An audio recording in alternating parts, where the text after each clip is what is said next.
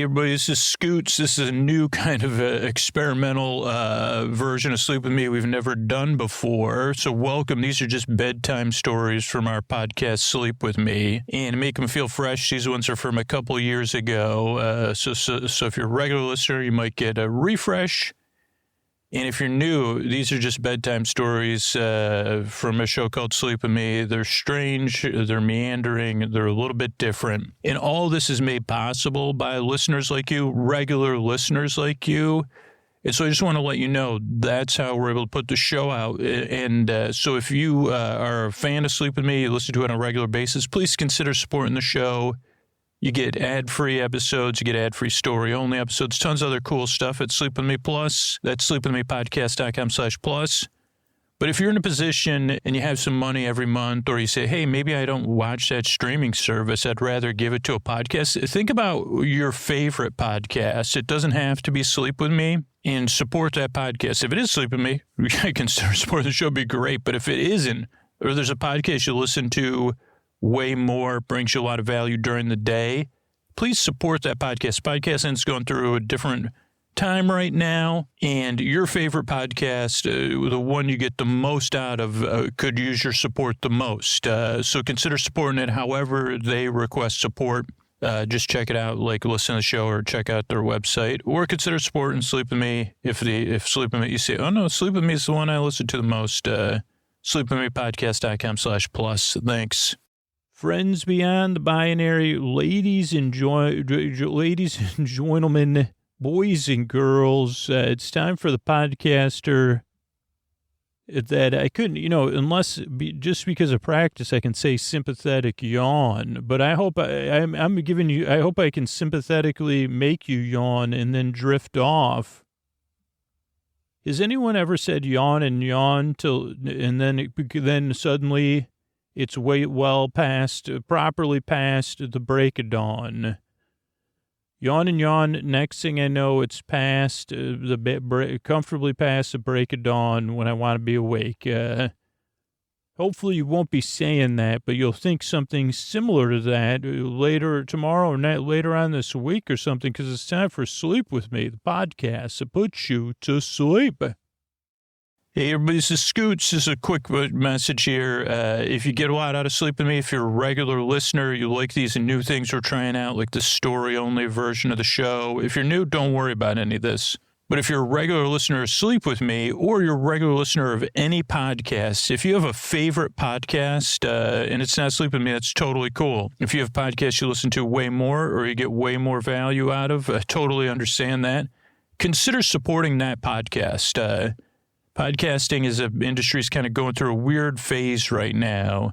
Direct support from listeners it seems like it's going to be the future of most shows. And so consider supporting the podcast you really love. And you could do that. You could find out, you could listen to the show and see how they ask to be supported. Or reach out to them and say, hey, how can I support you? Or if you can't afford, a few dollars a month, you say, hey, how else can I support you? But if Sleep With Me is the one, Sleep With Me Plus is the best way to support Sleep With Me. Sign up for Sleep With Me Plus. Not only you get unbelievably sweet different ways to listen to the show, but it's a huge help for us to be able to do stuff like this. But yeah, think about what your favorite podcast is, and then go ahead and go to their website, or if you already know how they like to be supported, support that show. Thanks and good night. All right, everybody, we are in for a treat here. This is something I've been looking for. There's like three pieces of writing I did as a student over the years that I was interested in seeing again. And this is the date on this is actually shocking to me, though, because I didn't realize what year I did this paper. But that's interesting. It makes more sense with some of the story I'm going to tell you behind it. This is one of three pieces of writing I was really excited to find in a recent trip home where I'm trying to clean out some stuff I have to my childhood home.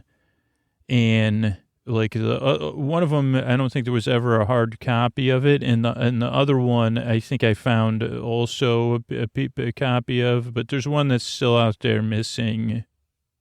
that I have hopes of finding, and then there's other ones I probably won't ever find. This is the longest one, so it's actually perfect for an episode of Sleep With Me. It was written for a university class I took in public relations, and I don't know if it went towards I don't think it did. I think this was like where I went to I was attending the liberal arts school at Fordham University, so where I went to school, but they also had a college of business administration. And I think I was able to take an elective there because I just said I don't know anything about public relations. And the professor was Professor Corbin. I guess I won't, unfortunately, Professor Corbin, I have nice things to say about you, but I won't be able to look up what you did next. This was a night class. It was a once-a-week class, which I actually really liked, like a 3-hour class. Once a week because I like to not go to class on Fridays. And so these night classes, and then I didn't like getting up early. And so this probably went from like 6 to 9 p.m. or 7 to 10 p.m. And I took it my fall of my junior year, which makes sense because I can picture it being dark outside going to and from class. And it was so this was, I may be combining two sets of memories because I also took a night class, I think from the same College of Business Administration on public speaking, but this was a very loose class. Like Professor Corbin, I think was I don't know what you call it because I don't know anything about how it works to be a college professor or to teach at a college, but my assumption, even as a student at the time, so I could be making an ASS out of me, Professor Corbin, and you. But because it was a night class, Professor Corbin was a professional somewhere else in teaching because of the love of teaching or, as another opportunity. I don't know, I could only be projecting my own values on a Professor Corbin. But that this was not, Professor Corbin was not a full-time professor, I guess is what I'm saying. And I don't know if Professor Corbin worked in public relations. I probably wasn't listening during that part. But there's a couple things I remember about this class. One, it was very loose. So he basically said, you could start working on this now. You're going to have to do a 25 or 30-page paper, and that's going to make up the majority of your grade. If you get a good grade on the paper, you won't even have to take the final exam. And I think the only other part of our grade, maybe there's one or two other tests, was like class participation. Like that's pretty much it. And I'm not sure, I'm pretty sure, but I'm not 100% sure if we were able to, like, one part of the participation was like every class you could present something from the newspaper, I think from either the Wall Street Journal or the New York Times, about public relations or anything of interest to you. But that may have been the public speaking class because that would make more sense in the public speaking class as well. But the way Professor Corbin presented to us was like, majority of your grade is going to be a paper. You can write your paper about anything about a public relations plan, of a specific public relations plan. And, you had to cite everything. It couldn't be made up like I used to do when I was in grammar grade school, when I made up a whole paper on a book I didn't read. And the teacher figured it out pretty easily. So this one, I was kind of like excited and worried about it because I like open-ended stuff, but the idea of writing a 25 or 30-page paper with, I've never been good at writing. It's just funny that I do a sleep podcast. It goes on and on and on. But I always had trouble. One of the things I had trouble with was certain college papers because I wasn't good at superfluous language in papers. Like I could just get to the point. I said, well, I don't understand this character's motivation or this, and this. And I wasn't always clear with my communication either. But I wasn't good with filler because I said, well, if this is the point, then that's the point. And also my dyslexia. But this idea was like, okay, how am I going to find something that fills up 25 pages that I'm interested in? And I think that was Professor Corbin's advice. Just make sure you're interested in it. And so I wrote this paper, and what I was lucky enough to do, And I don't know how I realized this. Maybe one of my roommates, Terry, was also taking this class. And so because Fordham also had a law school, this was before like the whole internet. Like so we had access. If you logged in, I think you could only use it for an hour at a time. There's like this LexisNexis database that would search almost everything printed or something. I can't remember. And someone had told me about it, but it was very expensive at the time for the school or something. So it was limited usage by students. But once I got access to that thing, and then it's interesting that I worked at a library later on where we had all these amazing databases now that you can use as a student of any grade, or if you go to your local library, talk to the librarians about the databases. Holy moly. If I could pronounce Boolean and then actually remember any of it, I'd do that, but I don't speak it. I should speak it, but I don't. Or Boolean, I speak Boolean and Booyah, but anyway, that's just an inside joke at my entry-level librarian skills. So that's one part of it. This is actually something I actually enjoyed doing. And then the subject matter, if you're asleep with me, listener. So I'm going to read through the paper in a second here. I just got a couple more points to make. And I don't know how many pages it is. I do have, let's see, actually, I can look. It looks like it's 20 pages and then the bibliography. So I guess it only had to be 20 pages and not 25 or 30. Or maybe I just said no, I did, spoiler, I got an A on it. It says final grade A, excuse from the exam, congratulations. Excellent, good research, most interesting. And I don't want to brag, but this paper was and you say, and I did explain this to various students over the next 3 semesters that would come to me and try to buy this paper from me because they were taking that class, and they would even come early in the semester. They'd be like, "Hey, you're the one with that paper?" No, I'm not the only one that got an A. My roommate got an A. I guess as a person, I never sold any papers, but I guess that was my personality type, was that people were comfortable asking me for paper. But I tried to explain to them the different people who tried to purchase a paper. And I guess probably I'd say, "Oh, you're in that class. You had that third. Oh, yeah. How'd you do it? And what'd you get on your?" It was just if you're taking this class, I guess it was a topic of conversation. But I would say there's no way you could buy the paper because it's so specific. And I guess people that are in a position where they want to buy paper, they don't hear that. I say, it's not like you could just change it around. And I always said, I really enjoyed making that paper. I'm happy to walk you through the process. This is where I feel like I'm just not a teaching personality or able to sell it either. And maybe it's just some of my insecurities and introversion too.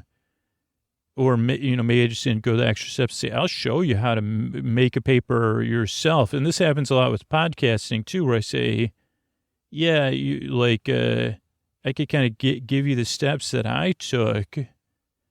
And with this LexisNexis database at the time, I said, if I had discovered it 2 years earlier, I don't know, just having, this is where I love databases, just being able to search and use search terms for something very specific, which you're going to hear about. That's kind of an adventure. It really is. It's an adventure of its own.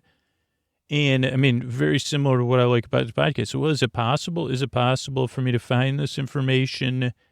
Is it possible for me to take something I'm interested in?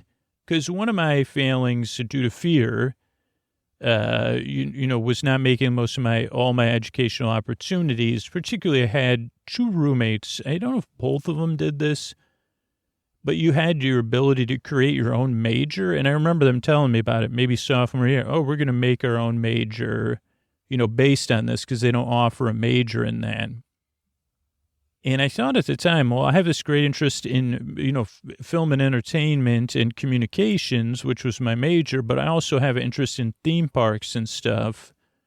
But then I said, I'm too afraid. I don't want to go talk to the authority figures and figure all that out. Sounds too, But this paper kind of represented my foray into it. And so this paper is about, because they said the only way I'm going to be able to fill up 20 to 25 pages legitimately is if it's something that really calls to me. And even at the time, I found the operations of theme parks fascinating. And I don't remember how I found this particular, I mean, this was like a big deal, as you'll hear about, but I was like, I probably had to narrow it down a couple times until I got to this. And even this one, it got kind of tough because it wasn't like there was a ton of articles or pieces about it.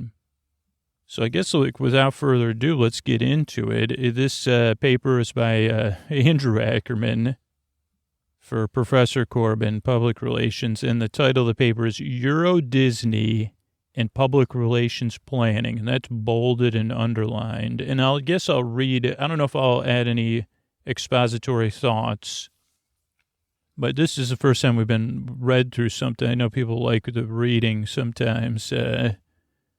So the steps in the public relations process seem simple and clear. So this is actually interesting. I'm already expositing, but like, this will be a learning opportunity for me from a younger me. Get information, formulate a plan, institute that plan, and finally evaluate the plan. Not only is each step essential to a public relations project, but unfortunately, each step is complex and problem-filled. If any step in the process is not executed properly, then your plan will not work. Even if every other step is administered to perfection, a small discrepancy in one part will cause disaster. So I guess I was who I was then, who I am now, because you could see my real me leaking through, even though this is supposed to be the opening, whatever paragraph of this thing, and kind of how I view the world. And that's good. That's okay. The fact that the public relations process is important and has many pitfalls makes it crucial to any corporate project. Undertaking any venture without concentrating on the public relations environment is not a good idea. So this, again, you can feel me kind of filling pages. So I think I probably wrote this at the end. A company will not fare well if it ignores or does not give proper attention to this process. Another inescapable reality is that no matter how much you research and prepare, unforeseeable problems will arise. I could probably buy this paper and use it as part of the opening chapters of my autobiography and just replace public relations with any subject matter here. I said, well, maybe I might have been more of who I was then. Even a company that has an excellent public relations history can still fall victim to a serious PR calamity. This thesis is best exemplified by the much publicized corporate catastrophe. Ooh, boy, I got some good alliteration in there. Euro Disney. This theme park has been making headlines for the past 3 years. The Walt Disney Corporation, that has had a history of good relations with the press, has been highly criticized over this endeavor. Many critics have enjoyed finally witnessing a major blunder by Disney. And I think I read that book by Carl Hyacin, so I don't know where this fits in the some of the other ones that I was less aware of at the time of writing this paper, maybe not. The fact that a strong company like Disney, which has enjoyed major successes in the past decade, can have its public image so scarred shows the importance of each of the 4 steps in the public relations process. So hopefully that was a big part of the teaching, was explaining or showing the 4 steps, or maybe that was the assignment. Although economics and culture were also contributing factors to Euro Disney's problems, public relations played a major role. By analyzing the procedure Disney used in the public relations process, it will reinforce the significance of each step as I discussed earlier. The approach Disney took when they got feedback from the first PR plan and how they readjusted their strategy is also very enlightening. By focusing on each step individually, any major errors made by the public relations staff will be revealed. There are two major mistakes I believe Disney made. The first was in the beginning of the PR process. Disney failed to get proper information surrounding their theme park. They collected information from the wrong sources. Important data were the teacher corrected what I put important data. It should be the important data. This is data's plural. The teacher's pointing out the important data was not hard. The important data were, I guess, data points were not hard facts, but personal feelings and taste.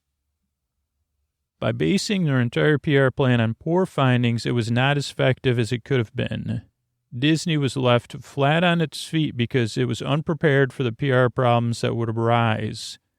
This is an unfortunate outcome because many parts of their PR plan were inventive and interesting and would have been far more productive if based on the proper information.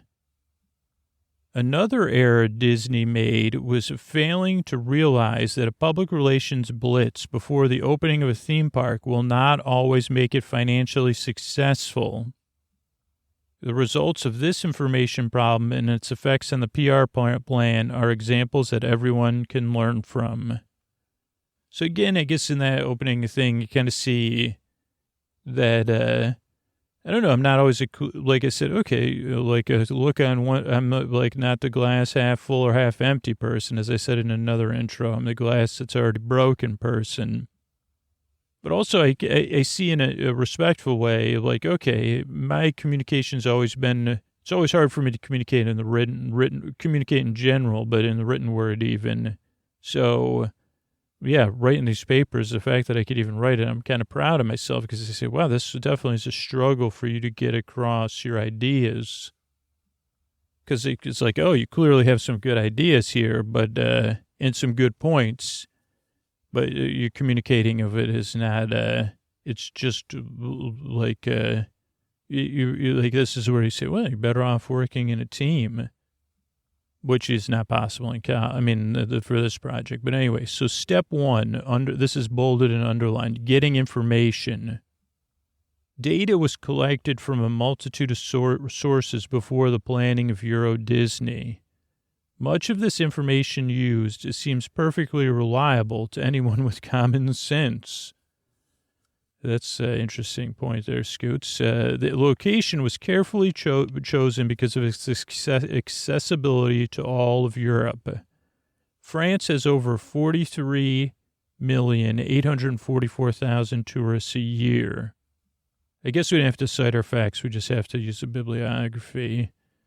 The population of France was approximately 56,615,155. I guess maybe according to would have been better, but it also would have used more space. Like in the most recent census, a theme park just 10 minutes away from the capital in the most popular city. So then it's like, okay, if I had somebody read this first, they could have said, you could have filled up more talking about France or Paris, and the train lines would definitely receive some spillover. There are many theme parks in Europe, but none are competitors of this magnitude. Most are modeled after old-style carnivals. When the TGV tunnel under the English Channel is completed, Euro Disney will have its own train station. It could use a year there, though. It will be a 3-hour and 15-minute ride from England. It also, like, some more details there. Where in England? I could go back in time and I'd say, well, listen, I got an A. No, just for curiosity's sake, I guess. Disney also operates or has investments in 3 other major theme parks: Walt Disney World in Orlando, Disneyland in Anaheim, California, and Tokyo Disneyland in Japan. And these are major revenue earners for the company. While the attendance numbers of the park are kept confidential, they are popular and highly successful. Over 20% of the guests of Walt Disney World in Florida are visitors from Europe. After reviewing the history of Disney's other parks, who would doubt that a 4th one in Central Europe would not do as well? Disney has also enjoyed the tremendous success of its animated motion pictures in France and all of Europe. In 1989, Disney finished second overseas with box office receipts totaling over $445 million. Merchandise related to Disney is also extremely successful. In 1991, their sales overseas doubled. From where? I guess I'd say, I could use some more information. Quote, American-styled, unquote, companies also enjoyed success in France in the late 1980s. McDonald's, for example, is one of the most successful U.S. companies in France. And here the professor underlined and wrote, often using local franchise holders who know their markets well. In 1991, that company operated over 200 profitable restaurants similar to their American counterparts throughout France. American music and motion pictures are also highly popular. Euro Disney will add over 14,000 jobs to the area. The overall economic impact is expected to be extremely positive as a result of taxes, related development and spending, and a rise in the value of surrounding real estate. These factors create the perception that the French climate would respond favorably to American theme park. So it seems like a little bit of, this is also, could have used a little more, like I could have taken up more space, and so maybe I trimmed back, but I don't think I did. But maybe there was a rule, it couldn't be over a certain number of pages. Okay, so step 2 in the public relations process, bolded and underlined, create a plan. Disney is a company well known for thorough long-term plans involving their theme parks. These plans are precise and detailed, but also flexible. Euro Disney is not an exception to this rule. The plans for Euro Disney were well designed and public relations received major attention. The creation of a quality public relations program was a high priority. People with experience in running major public relations ventures were given top positions in the Euro Disney management. Robert Fitzpatrick was elected to be chairman of Euro Disney. Fitzpatrick is an expert in using glitz and glamour to attract astounding amounts of publicity. He ran the 1984 Los Angeles Olympics. Having him as chairman meant the PR plan would receive the attention it deserved. The name power of the Walt Disney Corporation, one of the largest and most popular companies in the world, also brings plenty of free publicity. These two factors alone already create a positive environment to design a PR plan in. I don't know what the first factor is, Fitzpatrick or the positive economic impacts, Scoots. The basic audience that the PR staff of Euro Disney had hoped to reach was large and widespread. European families with middle to upper middle class income willing to spend more than one day were the most important customers. The Washington Times on February 16th, 1992 said about the park's future patrons, quote, all children are born with the Mickey gene. In fact, the Disney characters and their gentle mythology have become part of the childhood experiences in most cultures, unquote. By enticing the children, their parents' wallet will become interested as well. Not all PR actions were aimed at children alone. The majority had universal appeal. In order to get the whole family's attention, tourists visiting Paris were also a major audience for Euro Disney. Part of the planning process involved contacting travel agencies around the world and requesting to include Euro Disney information on packages when discussing visits to France with their clientele. Residents of Paris and the surrounding countryside planning day trips were another audience considered during the first PR planning for Euro Disney. It was hoped that all the major publicity surrounding the park would attract their interests. With these groups in mind, Euro Disney set a goal of attracting 11 million visitors by their first anniversary. Their aim was to have half of their visitors French and half from other European countries, especially the UK, Germany, and Spain.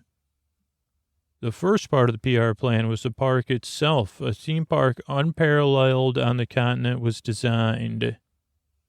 Their selected location was 20 miles east of Paris off a major highway on over 5,000 acres.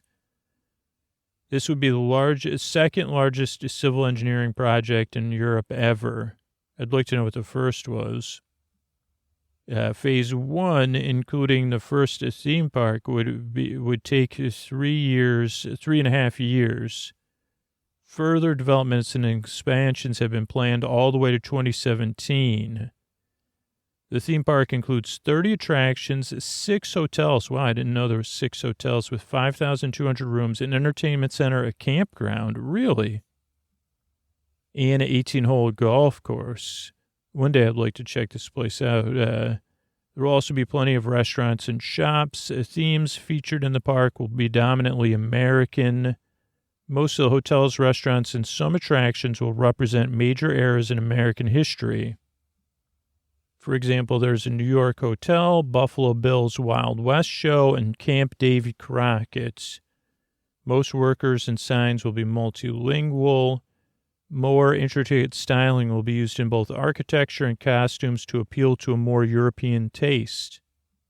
Employees, called cast members by Disney, will have to meet their strict dress code standards, including no facial hair, excessive makeup. Glad they got rid of that, Disney. Cast members will also be required to take hospitality classes to perfect their smiles and have good days. You also see a lot of, have a good days. The park and its employees will be an important component to the PR plan. Positive publicity from the media and word of mouth from visitors will come as a result of a well-run theme park.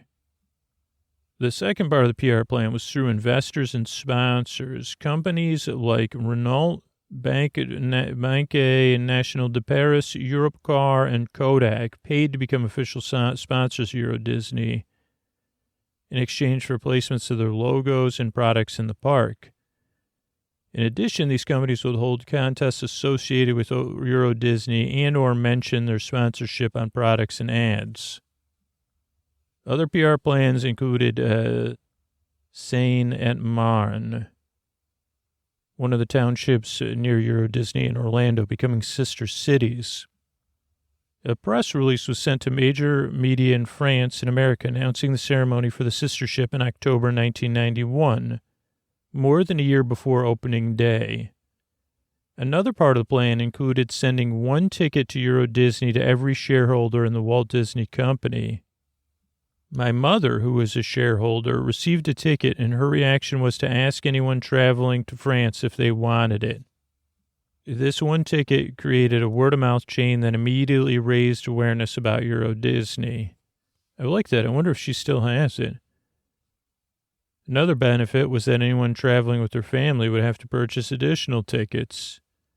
Plans included building a 70-foot-high replica of Sleeping Beauty's castle, which is the park's signature attraction, and driving it from city to city in Europe. Euro Disney also decided to follow a tradition carried by other Disney theme parks, an ambassador. This ambassador would be a cast member trained by the PR staff who would represent Euro Disney at public and official occasions. The ambassador would also visit hospitals and schools, escorted by Mickey, to spread Euro Disney's goodwill. Starting in December 1991, Euro Disney set up an information and reservations number that residents of 16 European countries could call to reach multilingual workers. The number was included in advertisements, press releases, and brochures. During parade specials for Christmas and Easter from Disney's other theme parks, previews of Euro Disney were included free of charge. A large amount of PR planning went into the events surrounding the opening of Euro Disney. The PR staff planned a 2-day party preview for the park's press and VIPs from around the world. Major celebrities from Europe and America were booked to perform. A televised special to be broadcast from opening day was planned as well. Many special events included Disney characters and celebrities were planned for that day. The sheer magnitude of the park's size, amount of workers, And name power would make the park newsworthy. Step 3, implement the plan.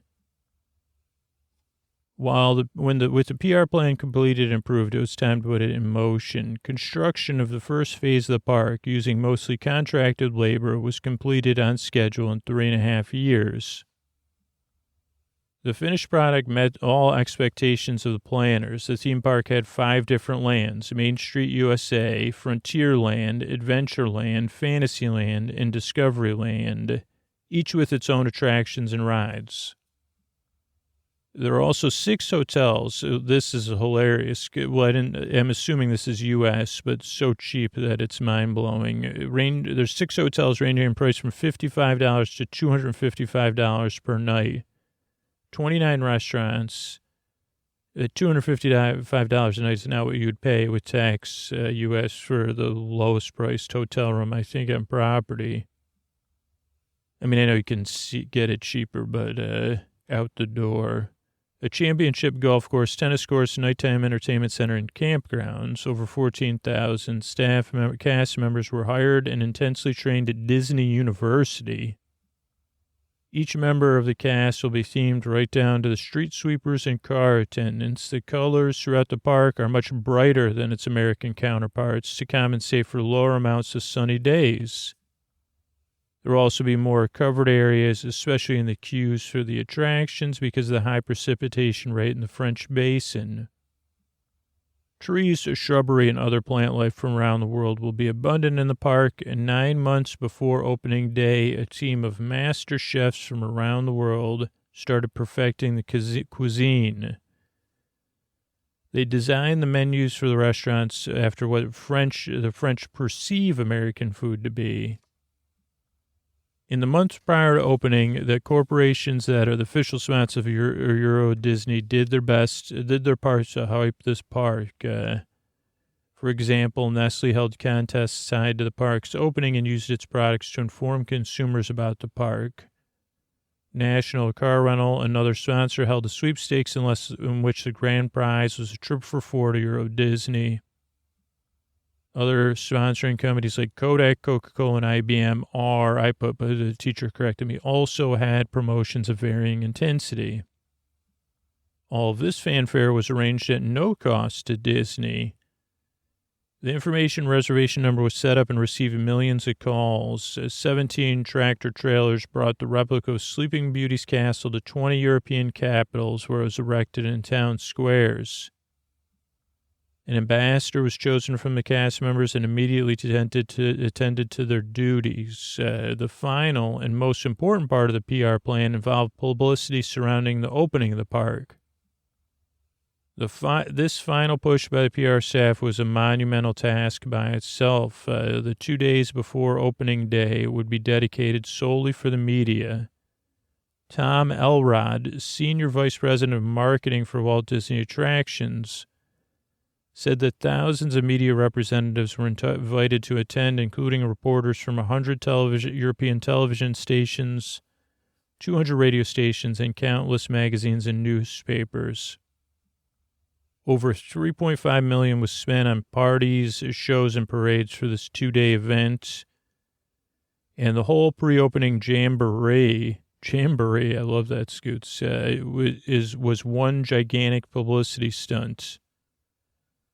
To ensure that the gala goes off with a bang, countless European and... So I couldn't help put in a flourish, too, or maybe I was getting this from the paper. Listen to these American and European celebrities invited to perform: Cher, Tina Turner, Gloria Estefan, Jose Carreras, and the Four Tops. Wow. Just a few of the entertainers hired. Fireworks, balloons, and speeches were in abundance during the 2-day extravaganza. A children's chorus repeatedly performed It's a Small World, After All, a song for one of the most popular attractions at Disney's other parks. Experts with multiple years of experience from Disney's other theme parks were but the teacher put on, because I forgot on hand in case of any unexpected PR disasters. Their expertise also helped the Euro Disney crew ease into the profession smoothly. On the night before the opening, Disney broadcast a live 2-hour special. This special appeared during prime time on major networks in France, the UK, Germany, Spain, and Italy. It was also sent via satellite to 15 other European countries. Don Johnson and Melanie Griffith hosted this special. Many of Europe's most popular television personalities also participated in the broadcast. I'm just laughing that, what year was this? 1992, I think. Members of the media were not invited to attend were sent press packets detailing Euro Disney in depth. This final PR push by Euro Disney received plenty of publicity because it was executed without any major problems. As a result, Euro Disney was mentioned, featured, or reviewed in every venue of major European and American media in the weeks surrounding the opening. The careful planning and experience of the PR staff helped to make the opening of Euro Disney successful. All the parts of their plan culminated with this one event. Though the PR plan effectively raised positive awareness of the park in its opening, it neither guaranteed the prosperity of the park nor its public image. Next up is looks like it's something I just inserted here, the 7 C's of communication. These 7 steps of communication are a good way to summarize Euro Disney's PR plan. So these are the 7 C's. Credibility. Disney used the history of its company and theme parks to establish credibility. Context. The positive effects of the park on France's economy attempted to create a supportive social environment. Content. The quality and size of the park and the success of the Disney Corporation was the major content. Clarity. Message about the park and PR actions were simple and direct. Continuity and consistency. Attraction of the parks were being constantly repeated. Channels, major media, and word of mouth were used most. Capability of the audience. Disney used their channels in many different styles. Okay, so step 4, evaluate the plan. From the outset of Euro Disney, especially in the public relations department, there was a constant influx of information. At the beginning, that I missed, the teacher pointed out, the majority of reports about the park were positive, while critics stood in the minority. After opening day, the tide swiftly turned in the opposite direction. Some of their information sources were turning in more and more critical news. By the end of 1993, just over a year after opening day, the park was dubbed a Euro disaster by most of the by most of the mainstream media in France and America. Late-night talk show hosts had a field day poking fun at Euro Disney's problems. This would have been an interesting place nowadays because you could actually use YouTube or something, or maybe even a database to back that up. And even hyperlink, because it would have been good to have some examples of the jokes and stuff. The PR staff now had to disseminate what information was a result of or important to the plan they had just executed. Then they would have to take what they had learned and apply it to another plan. The plan needed to address and correct the problems of their previous plan. Attendance figures for the first year gave them an important start. Overall attendance at 10.5 million was not far below their goal of 11 million. But the major problem was the number of French visitors was extremely low, accounting for only 30% of the total. Here's some commentary. The fact that the residents of the home country of the park attended in such low numbers is ludicrous. Finding the numbers of this problem were of utmost importance to the PR staff. The cumulative effect of the negative publicity was severely underestimated. There have been many influential French citizens upset at the effects Euro Disney was having on their culture. Many of the complaints were based on the amount of Americana used in the park. The fact that American flags and scenes from American history are found throughout the park do not help their arguments. I guess Disney's argument. The French government publicly complained about Disney's decision to retain English names for most of the attractions. French representatives pointed to a 1987 agreement between their government and Disney to use French prominently throughout the park. Euro Disney officials responded to this by explaining that some of their names are closely related to other Disney theme parks and cannot be translated. Critics using these facts attempted to create a hostile relationship between the French and Euro Disney by portraying Disney as invaders and destroyers of their culture. Bad publicity was not the only problem that plagued Euro Disney. Word of mouth was not positive either. Long lines and waiting times for attractions did not please visitors. High prices for food and merchandise were not popular as well. When visitors spread these problems by word of mouth, many potential attendants were turned off. People who heard these rumors but came anyway were the source of another problem because they came prepared. There were people who knew about the high prices of food and wanted to avoid paying them, so they brought their own. Euro Disney does not allow visitors to bring food into the park, so many people would tailgate, quote unquote, in the parking lots to fill up on food before going to the park. Once they entered the park, people avoided spending money on merchandise in a similar way. This is smart stuff. Instead of purchasing high-priced T-shirt styles, this is what's actually probably going to happen to the current Disney regime in the United States. They could probably use this report. Instead of purchasing the high-priced T-shirt styles and toys, they purchased whatever was on sale. In the first year, the average visitor spent half inside the park of what Euro Disney had expected. Another problem was encountered because of Euro Disney's no alcohol policy.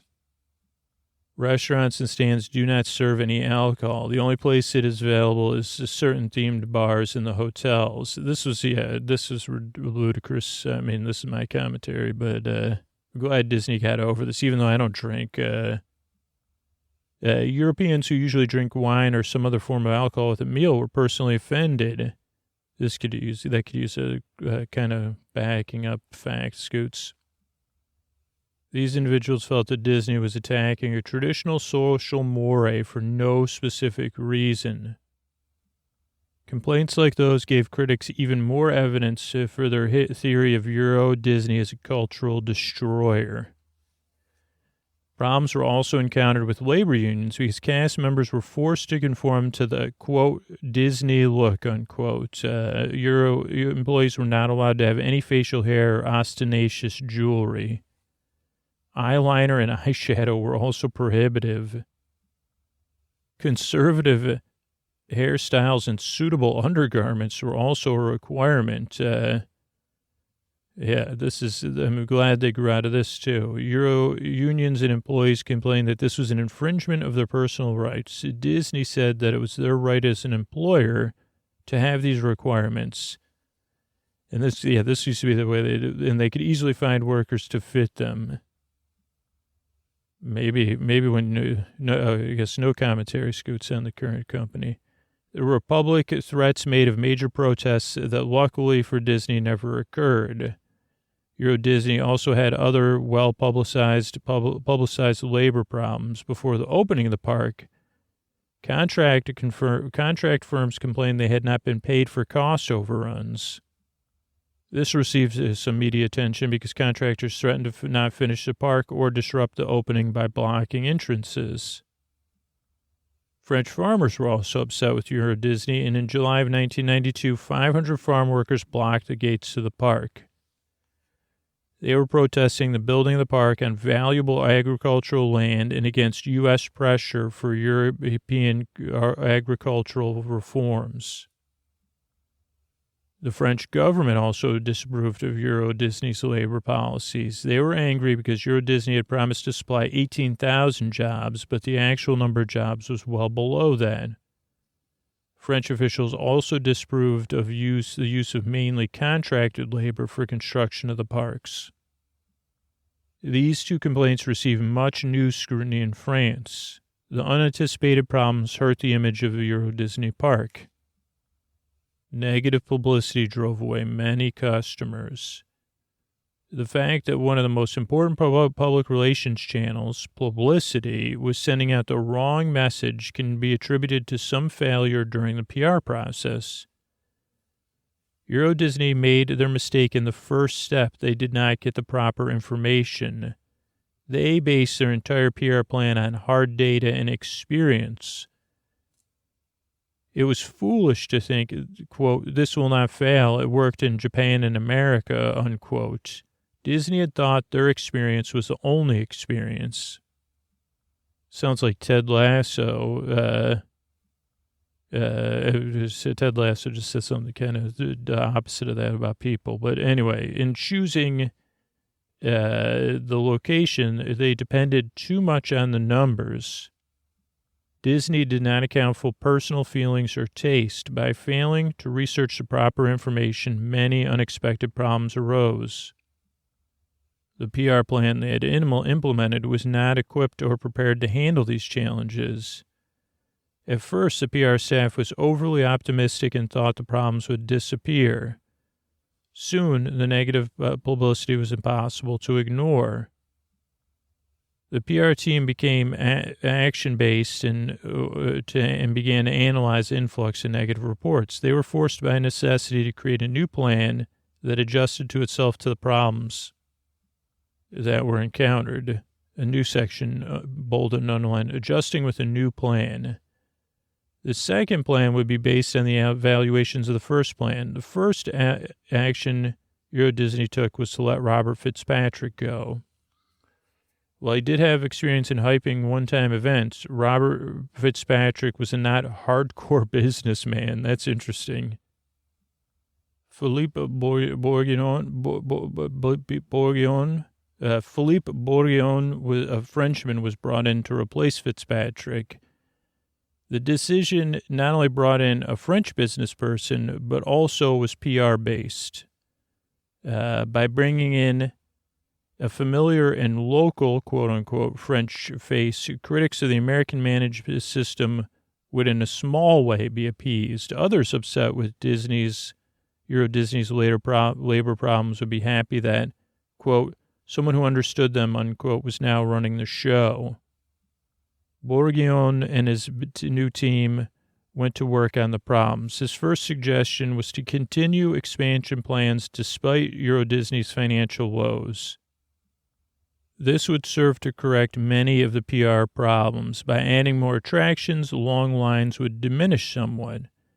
Visitors would be more likely to return again if there were new rides they had not seen.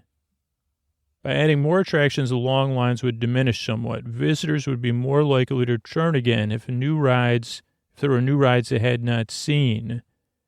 By building more attractions than could be seen in one day, some visitors would be forced to stay overnight in the hotels and spend twice as much on food. This plan has been a hard sell because of the economic problems of Euro Disney. While the construction of some new attractions has been approved at this time, all major expansions have been put on hold. Instead, Euro Disney has aimed efforts at attracting more French visitors. For the holidays last year, any child accompanied by an adult living in the Paris region would get free admission. 4,000 coupons for discounted admissions were also sent to homes in Paris. 4,000. Almost 60% of the visitors were French after these programs were initiated. Euro Disney also adjusted its rates for the parks and hotels from season to season. Prices will be lower during slower times of the year and higher at peak times. And in response to criticisms of food prices, Euro Disney widened its selection and price ranges of menus. Less expensive merchandise is also being created to soothe those problems. Euro Disney is also trying to get more high publicity conventions and conferences with ties to Europe. The hope is that these conventions will bring their own positive publicity and word of mouth, and that will be connected with the park. They recently hosted the European Rapid Chess Championship for the young. Children from over 36 countries attended the 3-day event. Good parts from the first PR plan were kept in place. The ambassador and corporate sponsors were two things that were retained. Benefits of Euro Disney the French population have also been re-stressed. The PR team has become more open to criticism, using it as an information tool. They also have taken a more flexible approach at trying to anticipate problems and stay on their toes for surprises. Okay, and then I return to the 7 C's of communication. Euro Disney had to reanalyze their approach to communications process because of their failures. Credibility. This had to be reestablished in all channels. Bringing in Bourguignon was the first step. Disney also stated that they would not pull out of this venture. They released a statement in January 1993 saying this is a 20-year project that takes time to mature. Context. The fact that the park is beneficial to France's needs has to be re-stressed. People should also be reminded that this theme park has no rival on the continent. Content. Disney must reinforce the park's quality and financial benefits. Clarity. Messages about Euro Disney need to be clear and concise. When dealing with the media, representatives should address issues in a calm, non-conflictual manner. Continuity and consistency. Channels are always being reinformed by the PR staff about their efforts. Channels. Disney needs to adjust their message in the current channels they are using. New channels like mailing coupons are also needed. Capability of the audience. Each critical audience should be addressed individually. Their specific concerns should be taken care of. All of these provisions were reactions to unexpected problems that arose. These crises came about because of errors made by the team that collected the information the PR plan was based on. The lessons demonstrated by Euro Disney's public relations setbacks are instructional in our study of the process. The investigation of a real plan at work in the field teaches many lessons not easily revealed in any textbook. First, the PR process is not easy. Endless hours must be devoted to all the steps if you really want to accomplish your goals. One mistake in any part could botch up everything. When Euro Disney failed in the information process, the plan lacked essential elements. They did not critique the information they received enough because they thought it was totally reliable. Any gaps that were present, they figured their experience would resolve. Unfortunately, their information and experience were not enough to cover all of the PR variables. Some problems would have been less likely to arise if Euro Disney had spent more time researching the location and then preparing the residents for its construction. Many parts of their PR plan were things I would have never thought of and seemed to be very effective. Two ideas I found very innovative were the traveling castle and the ambassador. In summation, the most important lessons I learned from studying Euro Disney's public relation work were, 1, you should spend as much time or more on researching your plan as planning it, and 2, a good plan and decades of experience will not always create instant success, and 3, unexpected problems will always arrive. That might be my life story. And here's the bibliography. Bailey Stephen, in this sterile diorama, Life is But a Theme. That was from the International Herald Tribune, 1992. Boardroom Shuffle, Financial Times Limited Investors Chronicle. That was 1993. Bray Roger, Euro Disney spends $50 million on new rides to woo tourists. That's from Associated Papers and Evening Standard. Carpenter Richard, Euro Disney, The Boston Globe in 1992. Crumley Bruce, Euro Disney's Fragile Condition, Advertising Age 1994. Cutlip Scott, Effective Public Relations, that's from Prentice Hall, 1994. Disney Woes, that's from Financial Times Investors Chronicle, 1993. Euro Disney Blues, Financial Times Limited Investors Chronicle, 1994. Euro Disney celebrates its first year, PR Newswire, 1993. Euro Disney says opening date will be met. That's from the Reuters Library Report, 1992. Euro Disney Waiting for a Dumbo. That's from The Economist in 1993. Karen Fawcett, Bonjour, Snow White. That's a Washington Times, 1992. Fox Nicholas has Mickey goofed, the Daily Telegraph, 1992. French concerned about names at the park, the Reuters Business Report, February 20th, 1990. Hone Catherine, Euro Disney finds visitors cut prices approach, the Irish Times, 1993. Paul Nicholas, spring goes out of Donald Duck's step, the Glasgow Herald, 1993. Ross Thorne Alice, castle in the air bumps down to earth, Financial Times, 1992. Ross Thorne Alice, Euro Disney plans third French leisure complex, in 1992, Financial Times. Steve Lee David, Euro Disney plans spectacular start. That's from April 1992. Thompson says Euro Disney brochure was off. Reuters Financial Report, 1993. Vaughn Vicky, parks final touches include huge parties. Orlando Sentinel Tribune, 1992. And View from the City Road, facing up to reality in French Fantasyland, The Independent, 1993. Maybe that's also from Vicky Vaughn. I'm not sure. It doesn't have an author. And so that's a paper I did a long time ago, but one of the few things I haven't reread it since then. So it's interesting. And I hope you're resting and dreaming of Euro Disney. Good night. All right, I want to thank everybody who became a patron recently. I want to thank Corey, Marion, and Claire. Thank you, thanks. Good night. Bob, Lucy, and Robert. Thank you, thanks. Good night.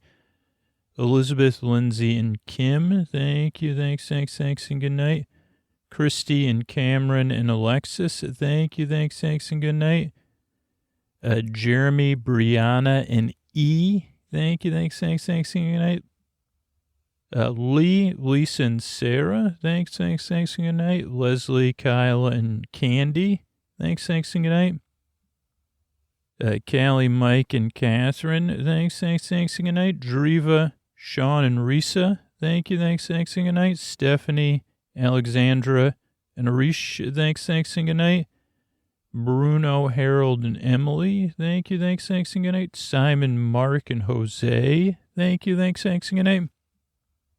Kevin, RPN, and Robert. Thank you, thanks, and good night. Sydney, Emily, and Carlos. Thank you, thanks, and good night. Jean, Ramona, and Tenley. Thanks, and good night. Carrie, Marta, and Kyle. Thank you, thanks, and good night. Lauren, Jennifer, and Lisa. Thank you, thanks, and good night. Eliza, Corey, and C. Thank you, thanks, and good night. And Laura and Lee. Thank you, thanks, and good night. Thanks, and good night. Thanks, everybody. Hey, everybody, this is Scoots with like a tuck you in message here for our bedtime story podcast. We're trying out, and I kind of said this, free way to support Sleep With Me and bedtime stories from Sleep With Me is join our referral program, sleepwithmepodcast.com/refer, R-E-F-E-R. You get rewarded for introducing people to the free version of Sleep With Me, including access to Sleep With Me Plus. But most of all, just think about what your favorite podcast is or one of your favorite podcasts, and then support that podcast. It doesn't have to be Sleep With Me, but just to support your favorite podcast because they could use your support right now. And if you decide, Sleep With Me is actually my favorite podcast, well, wow, blushing, seriously, even though it's imaginary here in this context, and support it at sleepwithmepodcast.com/plus, or listen to the show you love and see how they want to be supported. Thanks.